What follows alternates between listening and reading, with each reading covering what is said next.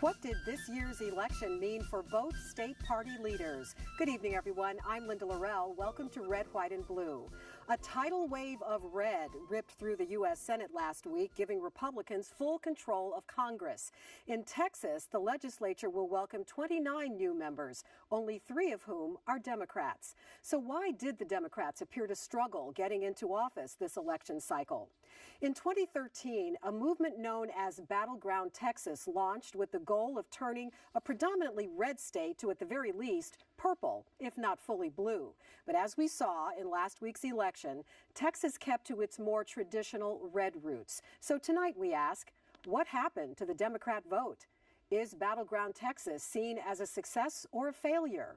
How is the Republican leadership going to change, and what effect will this year's election results have on 2016?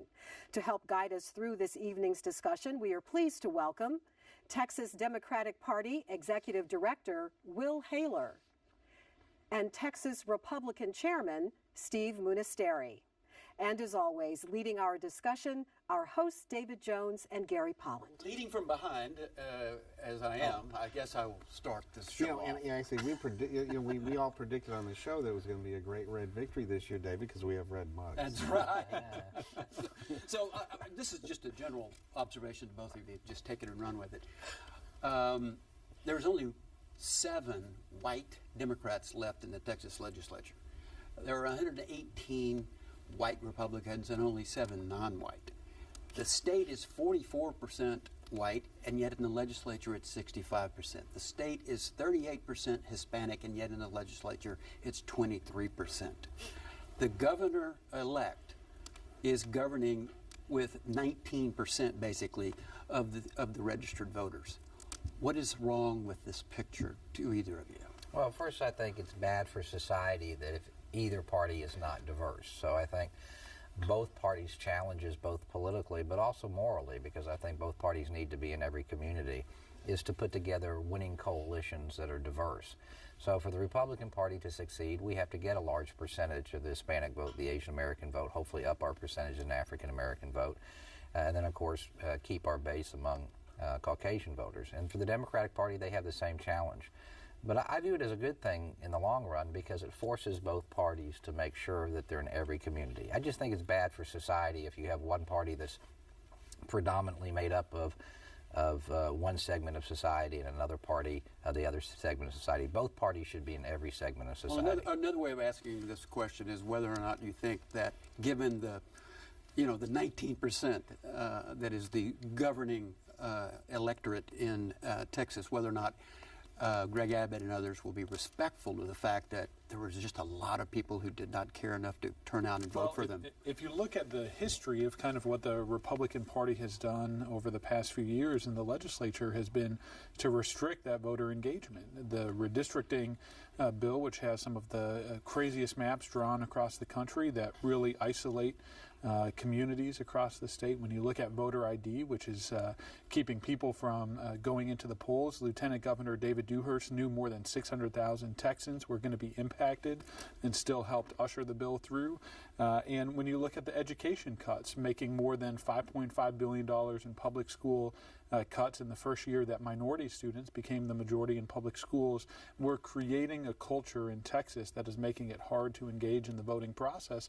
And I think a lot of the Republican elected officials in the state have helped encourage that, and that's disappointing to see. Well, Steve, did voter ID laws restrict the ability of Democratic voters to vote in this election? Well, I'll just point out that the Houston Chronicle last Friday, which opposes voter ID, ran an editorial examining that issue and citing 3 college studies that said it didn't have an impact. I'll also point out that we did not have a voter ID requirement in 2012, yet Democratic vote was down in 2012 over 2008, and Republican vote was up when there wasn't voter ID. So, and one final point, there were 10 states that had a percentage-wise greater decline in voting than the state of Texas.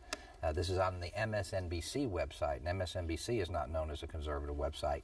And they concluded that there's not strong evidence that it had a significant impact. Well, let me have, you can have rebuttal, but address it in this way if you wouldn't mind. the fall off from 2010 was 270,000 votes. Yep. If Wendy Davis had gotten all of those, she would have lost by 700 or 650,000 votes. It really didn't matter. There was something much larger that was wrong with the Democratic Party's efforts in 2014. Well, two things. First of all, I think every vote matters, right? So everybody who is being disenfranchised from the process is absolutely critical that we find a way to give them their constitutional right to vote. No one shows up to a Houston Texans game if they don't have a ticket.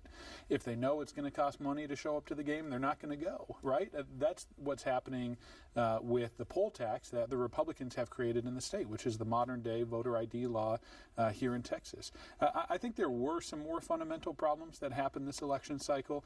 You know, this was really a national wave. Democrats lost in Illinois, Massachusetts, and Maryland for the governor's races. You know, I think that the effort here in Texas between the state party and all of the allied groups was an incredibly strong effort in terms of what was happening on the ground in the field. But a stronger message and a stronger national wave in our favor certainly would have helped move the numbers in a vastly different way.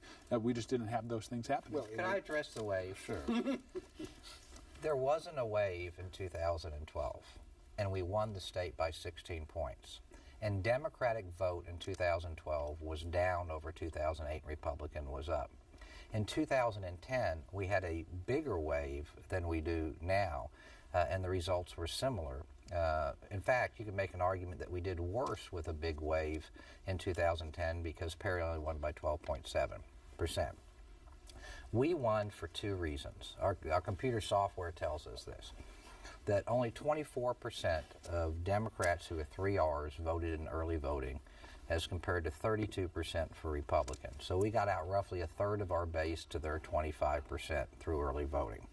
And the second thing is that they don't pay attention to ideological demographics. The Democratic Party to me seems focused on gender and ethnic demographics and ignore the fact that poll after poll shows that this state is a center-right state.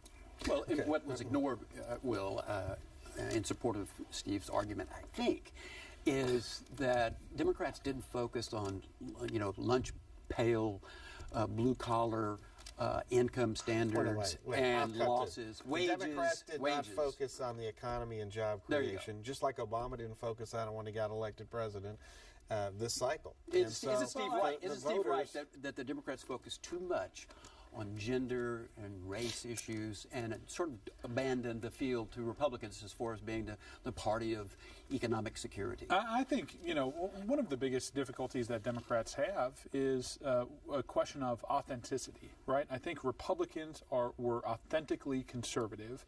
I think that even to some extent, folks in the state of Texas are concerned at how far right the party has moved. They now have two parties. They have a Republican Party and a Tea Party as a kind of coalition in the Republican Party in Texas. There were some Democrats who were running on the ticket who weren't running as authentic Democrats, right? They were trying to moderate their viewpoint to try and go after this kind of elusive middle center in the state of Texas. And the reality is there are Democratic voters, there are Republican voters, and there are Tea Party voters. And if we are going after Republican voters and not Democratic voters, we're going to lose every time. Well, this election, that's what we did. But you spent a whole lot of money, or your party's allies did, through Battleground Texas, trying to bring the Obama machine that was quite successful in 2008 and 2012, but failed in Texas, and of course this cycle failed in the country. So I guess my question would be, is that the end of Battleground Texas and the end of the Obama machine as a factor in national elections? Well, two things. First of all, I don't think it failed in Texas. When you look at the millions of door knocks and phone calls that were made across the state of Texas, the 34,000 volunteers that came out, the energy that we are hearing after this election, Democrats aren't tired. They're not sad, right? They're ready to stand up and fight again. And I would also say, as a second thing, is the Obama machine wasn't a unique individual thing. I would say before Obama, it was the Howard Dean machine. And maybe it failed with Howard Dean and became successful with President Obama. It takes time in order to build the infrastructure that's happening. We have a renewed state Democratic Party. More than 300 folks were on the ground towards the very end. Battleground was working across the state. Texas Organizing Project. There was a lot of allies kind of working in a coalition manner. those door knocks and attempts across the state were very valuable. We were able to talk to voters. At the end of the day, I think people weren't as inspired to come out based upon what they were hearing on the message as they needed to be. And I think that the message for Democrats is let's stand up, keep fighting. So, Steve, what Will is saying is that the voters did not reject the Democratic Party, but they massively rejected its candidate, Wendy Davis.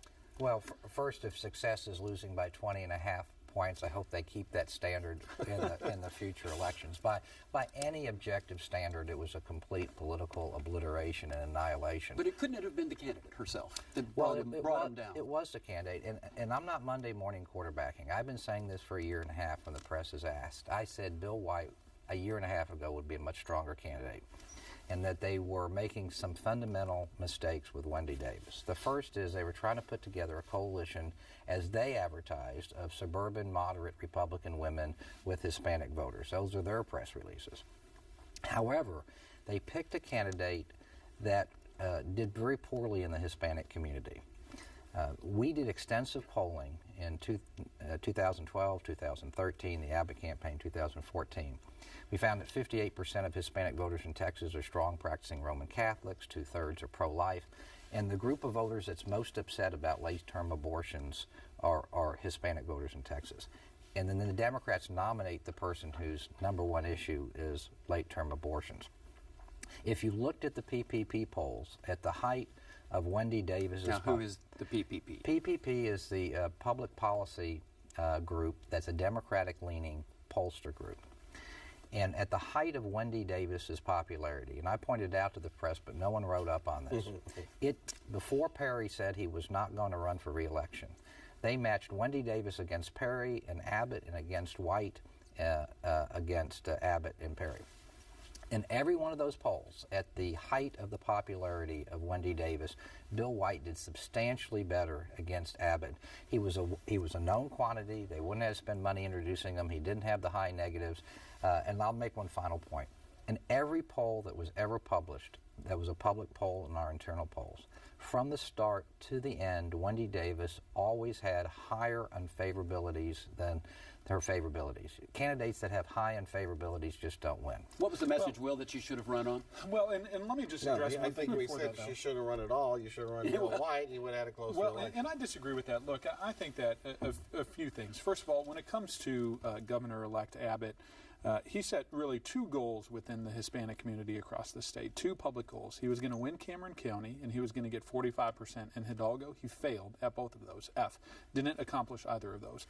The second thing is, I think that one of the issues that I think Senator Davis had, and I think anybody can second-string quarterback a campaign. I think she was a great candidate for us to have. I think at the end of the day, and I like the way the chairman describes her platform, I think Senator Davis was fighting on behalf of women across the state, and when you look at the issue of abortion, she firmly believed that people who are victims of rape or incest should be able to make a health care decision. And others too.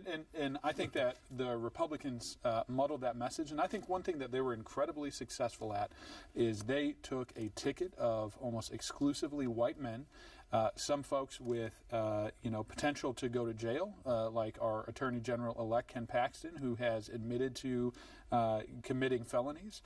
You take a candidate like Lieutenant Governor-elect Dan Patrick, who has been called a snake oil salesman by his colleagues in the Senate. And on the top, they put a guy who doesn't look as bad, right? I think what happened at the end of the day is folks showed up and they said, Greg Abbott isn't as extreme as the rest of the ticket. He's not as bad. They pulled a Republican lever just because it made them feel good. It's something they did before. And that's really where Democrats have to break from. Maybe what happened this cycle for the Democrats was the continuation of the cycles that started in 2004, and this was the down year for Democrats. It seems like the voters, if you look at the exit polls, I think it's 60% are dissatisfied with the Republicans in Congress, 60% were dissatisfied with Obama, 75% say the country's on the wrong track. What they're doing is they're just moving one group in and another group out every 2 years. Well, let me and that's what's happened. But that's what's happened in the history when we go back. But let me disagree with that in Texas, because we haven't been moving Republicans nationally. But in Texas, all the arguments that Will Heller just made were rejected by a huge majority. I mean, Wendy Davis didn't even break 39%. Well, she and here's got the other point. 38.8. But keep in mind, And- only, but let me only a finish one. third of voters actually showed up. A Right, third and of if we use the eligible voters Obama, showed up. we got to use President Obama's theory. You got to hear the 2/3 Yeah. that didn't show up because Obama believes in their heart they really wanted to vote Democratic. Let me give you all some political reality. The vast majority of people never show up except for a presidential election. Even in a presidential election, they'll use the figure that 2/3 of registered voters showed up. But what they don't do is include the people that don't bother to register. So that 47.5% of citizens who otherwise can vote don't even take 5 minutes to vote in the presidential election. So you always have less than 50% vote in off presidential years, and you have less even vote in primaries. You know, our system is we don't elect people based on who might have voted. We elect people on the basis of who did vote. And the Republican Party in Texas has made it significantly harder through legislation of redistricting, voter ID, and on education funding to make it harder for people to vote. They are trying to But the exclude education people funding from was this. But This no, hold on a one. second. Let me, the final point on that. All those things did not exist in 2008, 2012, and in 2008, McCain beat Romney by 14 points here. Right. McCain beat Obama by 14 points. That's a huge margin. We won in 2010. They did better. The Democrats did better in 2008 when there was no voter ID and you didn't have redistricting. In fact, in 2008, the average Republican only got 52.94%. Today, our average Republican got 59%. And the one thing that has happened since 2008 is Hispanics, Asian Americans, African Americans continue to grow in the state of Texas. Democrats continue to build a coalition between those voters and white voters in the state. And the reason why Republicans were very smart in 2008, saw those numbers, saw the trend going into 2010, and that's when they started looking at legislation to make it harder for Democrats to vote in the state of Hold on a Texas. second. All those groups vote Republican. Senator Cornyn won the Hispanic vote. An objective analysis, George P. Bush won the Hispanic vote. He mentioned Senator Patrick. He said that General Abbott was the softer version. But the CNN, NBC exit polls indicate Senator Patrick received a higher percentage of the Hispanic vote than General Abbott. Because they want to control the border. He And there's received no way- 46%. And we won 52% to 48% of the Asian American vote. And guess what? We more than doubled what we got in the African American community. The unfortunate thing about any exit polling is it all relies on what precincts you go into. That's true. If you're going into precincts which are predominantly white or predominantly urban or predominantly suburban, you can get any type of outcome you want to see. Leticia Vandeputte won Bexar County. She dominated in the Valley. There is no way exit polling that shows Dan Patrick won Hispanic voters except in the that state of Hispanic number Texas one is true. Number one Hispanic county is Harris County. But these are the same folks that told you the internet polls weren't accurate when the last internet poll showed Abbott by winning 18 points. They said you can't trust these internet polls. What did he win? By 20. That's true. It was too Here's a conservative. serious Oh, wait a minute. subject Wait, whoa, area whoa. that you're No, interested in. No, I have a serious Well, subject. I'm okay, but interested. they've been talking about No, I a wanna lot talk of about- election returns. So I just want to ask you guys. We have Patrick, Lieutenant Governor. We got Speaker Strauss. We have Greg Abbott. My prediction is Abbott and Strauss will set the agenda for the Texas legislature, and Patrick will be on the outside. Well, I think Patrick is a kid in a candy shop, and it's hard to say no, right? I think Patrick is going to try and form a coalition with the Tea Party folks in both the Senate and the House. I think he's going to try and get his way. I mean, Chairman Munisteri has a very tough job. His predecessor or his successor is going to have a very tough job too, which is the Republican Party in the state of Texas is splintered. There's no way Dan Patrick goes quietly in the night as Lieutenant Governor. He's going to fight for a extreme radical agenda like in the state of property tax Texas. relief and controlling the border, things like that. That's really radical, isn't it, Steve? Well, Actually, who's going to run the Republican Party in the legislature, Steve? lots of people is the answer. You can't get legislation passed unless all three of those men are on board. And my understanding is they've all been visiting. They're all trying to find common areas of agreement. The idea that Dan Patrick is going to be a quiet partner, I just reject. I think people will be surprised. Anybody that's spent any time with Dan Patrick will find out he's very politically savvy, he's very intelligent, he's very knowledgeable. And we as Republicans know this.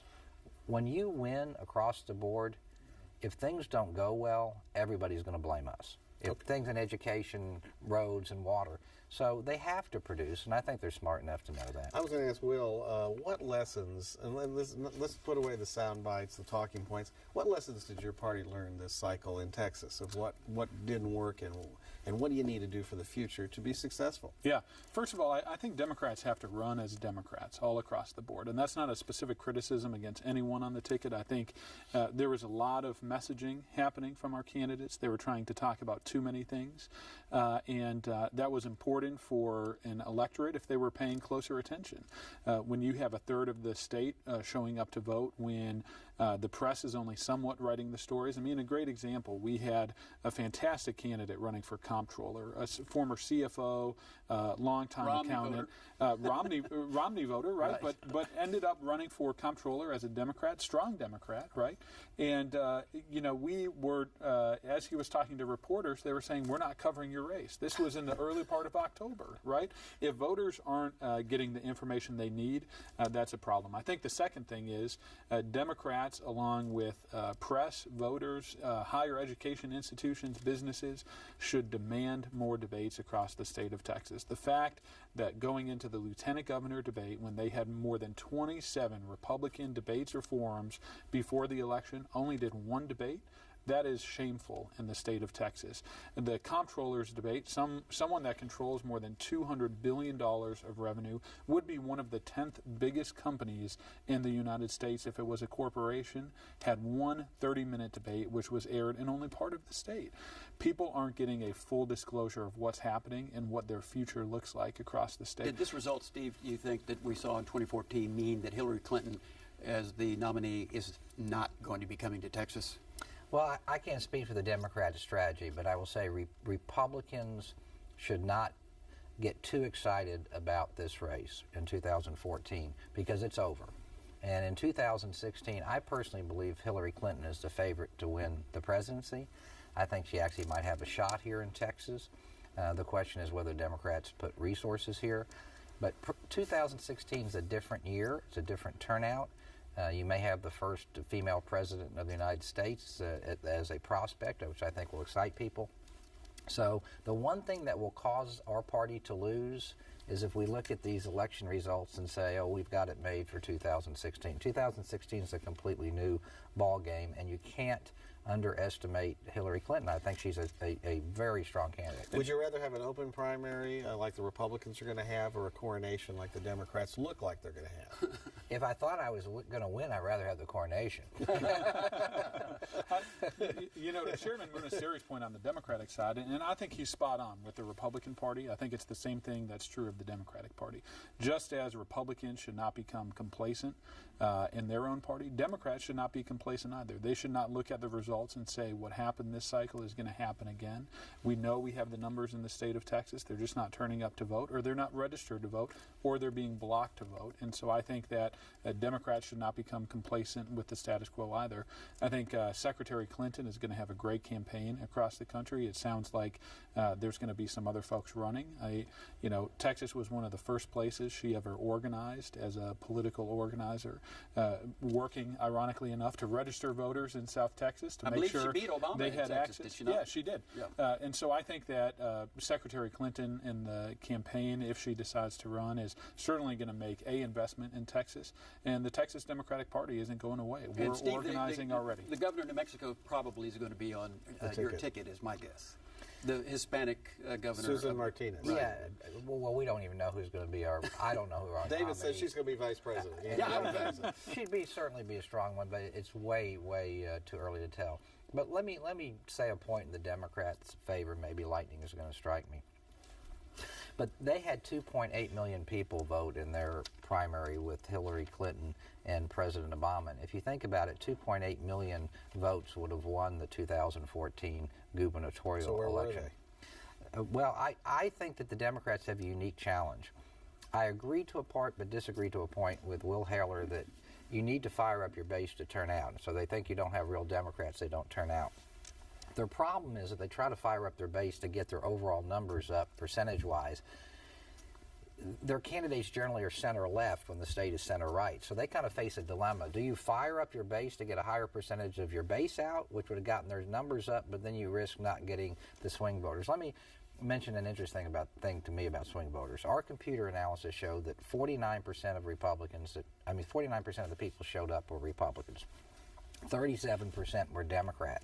Of that remaining 14%, 2 voted independent, 2% voted for Wendy Davis, and 10% voted for Abbott. So the margin of victory for us was the swing voters. So the problem that they face, and I don't know how they solve it, and I hope they never solve it, is how you fire up your base by going to the left and then still appeal to the swing. And that'll be the question that'll be out there, but time is up. And it looks like Will and Steve, you guys are a good team, and we enjoyed it. It was very insightful. Linda, we learned a lot about Great what happened and perspective. why, and a little prognosis about the future. So we'll have to have them back and see what comes true, right? I agree. That's Would be right. great. Thank you so much. And remember, you can catch Red, White, and Blue every Friday at 7:30 p.m. right here on TV8, and again Saturdays at 6:30 p.m. We also invite you to visit us online and send us your comments. We want to hear what you are saying about the issues that affect Houston. You can submit your comments at HoustonPublicMedia.org or on Facebook. And while you're there, don't forget to like us. Thanks so much for watching. We'll see you again next week. Good night.